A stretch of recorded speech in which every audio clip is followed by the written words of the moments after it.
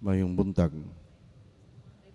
Sa karaan nga panahon, labi na sa panahon sa atong Ginoong Kristo, ang krus mo'y hulagway o simbolo sa pagsilot, pagantos o kamatayon. Gani atong nibawan mo sab kini ang nagian sa mga apostoles.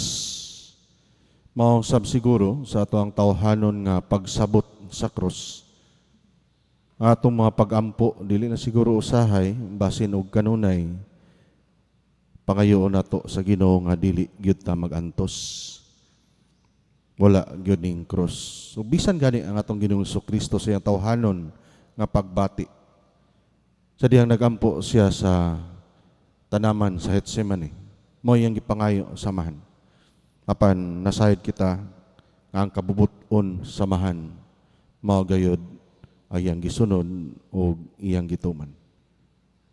Sa diha nga gipadayag sa atong Ginoong Kristo ang plano sa kaluwasan pinaagi sa krus. Tunay gingon nga doon natay makita diha sa simbolo sa krus.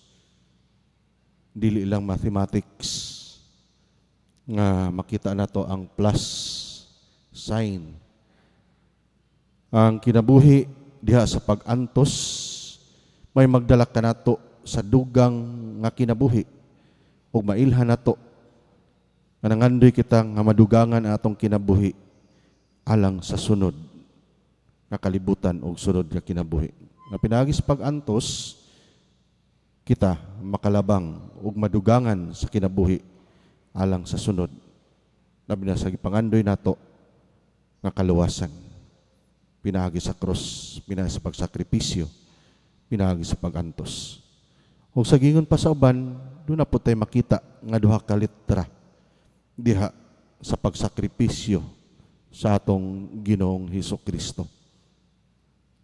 Litra nga T ug litra nga Y. Sayod kita, nga kini alang sa uban ng alang kanato nagpasabot og TY. Thank you.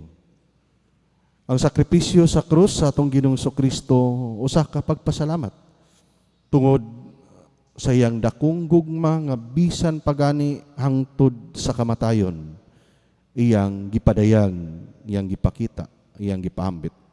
Ug alang kanato ang pagsakripisyo usa ka pagpadayag sa atong pagpasalamat sa Ginoo dili lang sa atong kinabuhi kundi pag-ambit sa kinabuhi alang sa sunod nga kalibutan o pagkinabuhi. Tinuon may paganing uban nga magantos man ta, magmuskitero pa man, napabay muskitero karon, marag lotion na may panggamit no. Muskitero pa mangganit ta para di umpakan og lamok, magantos pagyud ta. Sa may atong apil-apil na nga magkalisod-lisod pa man kita. Dili ra magyud siguro diha sa kalisod sa pagantos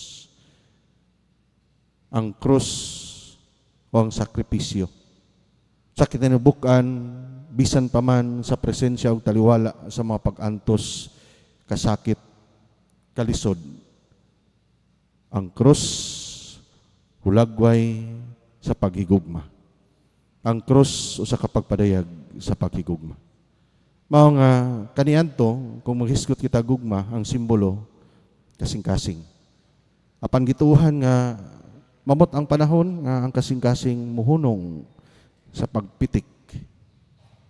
Apan diha sa krus napamatud-an nga bisan gani sa kamatayon mipadayon o gipadayag sa atong Ginoong Kristo ug wala muhunong ang iyang gugma labi na alang sa kaayuhan o kaluwasan kanato nga mituo ni ana nga pagsakripisyo niya alang sa atong kinabuhi ug alang sa atong kaluwasan.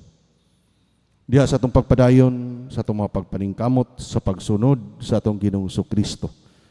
Unta motubo kita diha sa pagsabot ug pagtuo ang pagantos ug pagsakripisyo.